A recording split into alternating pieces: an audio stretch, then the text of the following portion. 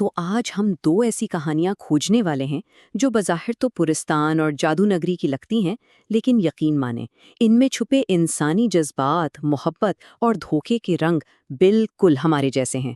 میرا مطلب ہے قسمت کا بوجھ کیسے انسان کو بدل دیتا ہے، یہ ہم آج کے اس ایکسپلینر میں تفصیل سے دیکھیں گے۔ تو چلیے سیدھا کہانی میں چلتے ہیں۔ ذرا سوچئے، یہ میری بیٹی نہیں، یہ میری بد نصیبی ہے۔ کتنے بھاری اور دل چیر دینے والے الفاظ ہیں یہ۔ ریاست نوروان کے بادشاہ رستم نے بالکل یہی کہا تھا۔ ملکہ ریما کی اچانک موت نے انہیں اس قدر توڑ دیا تھا کہ ان کی وہ ساری محبت جو اس بچی کے لیے ہونی چاہیے تھی، ایک اندھی نفرت میں بدل گئی۔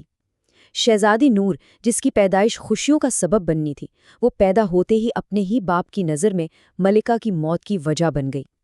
اور بس اسی ایک جملے نے اس معصوم کی قسمت پر ایسی مہر لگائی کہ اس کا پورا بچپن ہی چھین لیا۔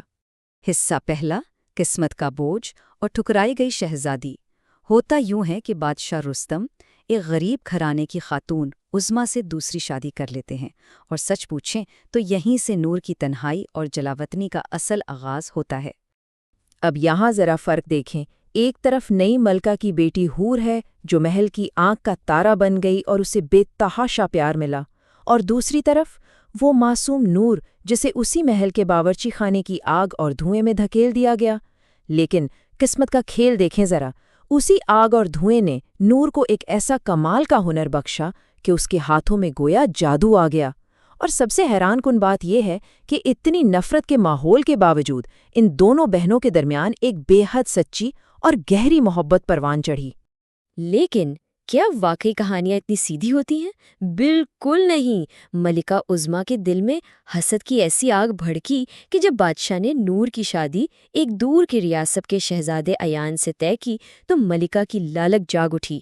اس نے نور کو سیدھی اور ظالمانہ دھمکی دی کہ یا تو وہ خود محل چھوڑ دے، ورنہ اس کی اپنی پیاری بہن حور کو نقصان پہنچایا جائے گا۔ اب اپنی بہن کی جان بچانے کے لیے نور روتی بلکتی نامعلوم منزلوں کی طرف نکل پڑی، اور یہ وہ لمحہ ہے جہاں ہم سب یہ سوچنے پر مجبور ہو جاتے ہیں کہ آخر ایک تنہا جلاوطن شہزادی اس ظالم دنیا میں کیسے بچے گی؟ خیر، نور ہمت ہارنے والوں میں سے نہیں تھی۔ ایک ہی سال بعد ایک نیک دل بزرگ نے اسے سہارا دیا۔ پھر 3 سال گزرے اور اس نے اپنا ایک چھوٹا سا ریسٹورنٹ کھول لیا، اور دیکھتے ہی دیکھتے صرف 5 سال کے عرصے میں وہ اپنے ان جادوئی کھانوں کی وجہ سے پورے علاقے میں مشہور ہو گئی۔ اور پھر آتا ہے کہانی میں ایک کمال کا موڑ۔ اصلی شہزادہ ایان جو شکار پر نکلا تھا، قسمت کے کھیل سے سیدھا نور کے ریسٹورنٹ آ پہنچتا ہے، اور وہ نور کی سادگی اور اس کے ہاتھوں کے ذائقے پر اپنا دل ہار بیٹھتا ہے، یہاں تک کہ اپنا شہزادہ پن چھپا کر وہاں ایک غریب ملازم بن کر کام شروع کر دیتا ہے۔ کمال ہے نا؟ یہ ثابت کرتا ہے کہ سچی محبت ظاہری شان و شوکت کی بالکل محتاج نہیں ہوتی۔ اب چلتے ہیں کہانی کے دوسرے حصے کی طرف، ایک باپ کا کفارہ۔ ادھر محل میں بادشاہ رستم کی روح عجیب سی بے چینی کا شکار تھی۔ ایک رات خواب میں اسے اپنی مرحومہ بیوی نظر آتی ہے جو اسے اس کے ظالمانہ سلوک پر شدید شرمندہ کرتی ہے۔ وہ خواب رستم کو اندر تک جھنجھوڑ کر رکھ دیتا ہے۔ اسے اپنی ان ہولناک غلطیوں کا بہت شدت سے احساس ہوتا ہے۔ پھر کیا تھا، باپ کی ممتا جاگ اٹھتی ہے۔ وہ دیوانوں کی طرح پوری سلطنت میں نور کو تلاش کرتا ہے، اور ایک دن تھکا ہارا انجانے میں اسی چھوٹے سے ریسٹورنٹ میں جا پہنچتا ہے، اور جیسے ہی وہ پہلا لقمہ اپنے منہ میں رکھتا ہے نا، وہ فوراً پہچان لیتا ہے۔ اسے یقین ہو جاتا ہے کہ یہ اسی کی بیٹی کے ہاتھوں کا جادو ہے۔ ان کا آنسوؤں سے بھرا ملاپ ہوتا ہے، اور وہیں ایان بھی یہ راز کھول دیتا ہے کہ بھائی میں ہی تو اصلی شہزادہ ہوں۔ بس پھر سچائی سامنے آ جاتی ہے، ظالم ملکہ عظما کو محل سے نکال دیا جاتا ہے، اور دونوں بہنوں کی شادیاں دھوم دھام سے ہو جاتی ہیں۔ اور اب ہماری دوسری کہانی، حصہ تیسرا، ملعون انار۔ چلیں ذرا کوہ کاف کی پراسرار وادیوں کا رخ کرتے ہیں، جہاں ثانیہ نام کی ایک 20 سالہ پری رہتی تھی، جس کے پر بالکل سرخ گلاب کی پتیوں جیسے تھے۔ ہوتا یہ ہے کہ وہ اپنے تجسس کے مارے غلطی سے ایک خطرناک جادوگرنی کے باغ میں جا پہنچتی ہے۔ اب وہاں ثانیہ باغ کے بیچوں بیچ لٹکتے ایک جادوئی انار کو چھو لیتی ہے، اور بس جادوگرنی غصے میں پاگل ہو کر ایک ہولناک بد دعا دے دیتی ہے۔ ثانیہ پل بھر میں ایک سرخ روشنی کی کرن بن کر اسی انار کے اندر قید ہو جاتی ہے اور اسے پوری طاقت سے سیدھا انسانوں کی دنیا میں پھینک دیا جاتا ہے۔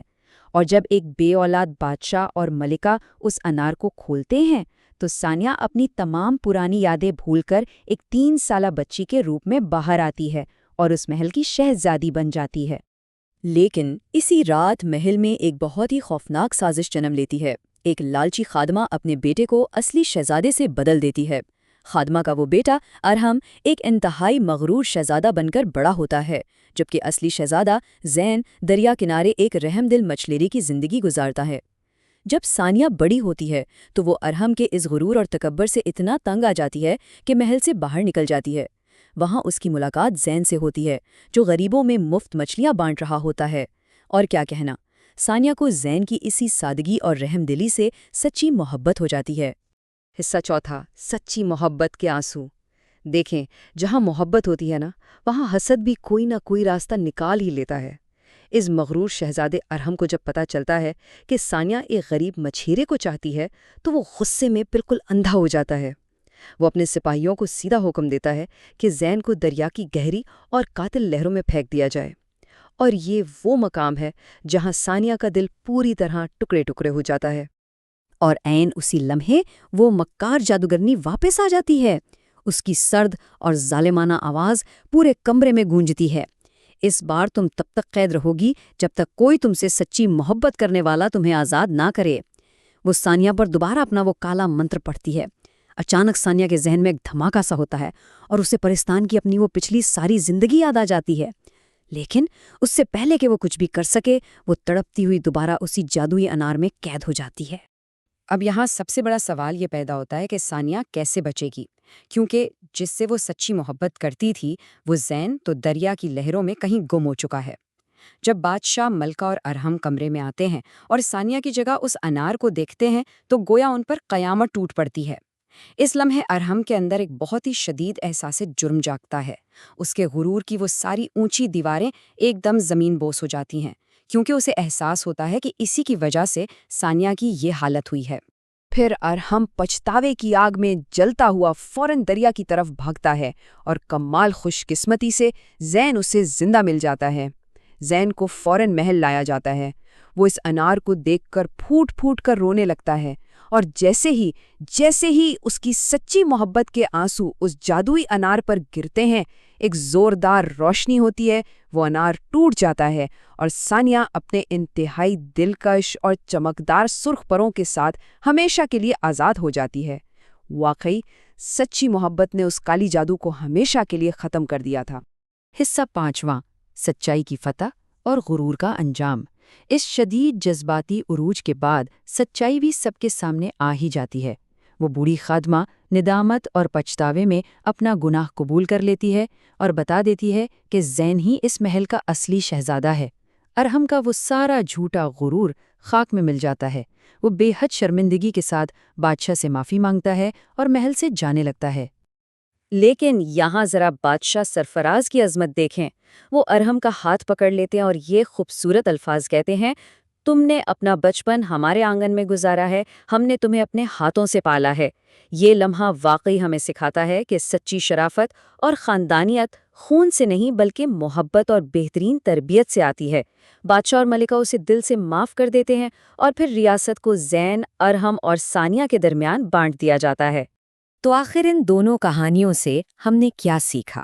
یہی نا کہ سچائی اور اصل پہچان کبھی بھی ہمیشہ کے لیے نہیں چھپائی جا سکتی، چاہے وہ نور کا شاندار ہنر ہو یا زین کی اصلیت۔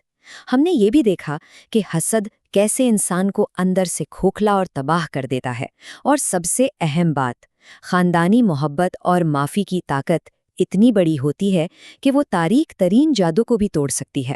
بادشاہ رستم کی معافی اور زین کے وہ آنسو اس بات کی سب سے بڑی اور واضح دلیل ہیں۔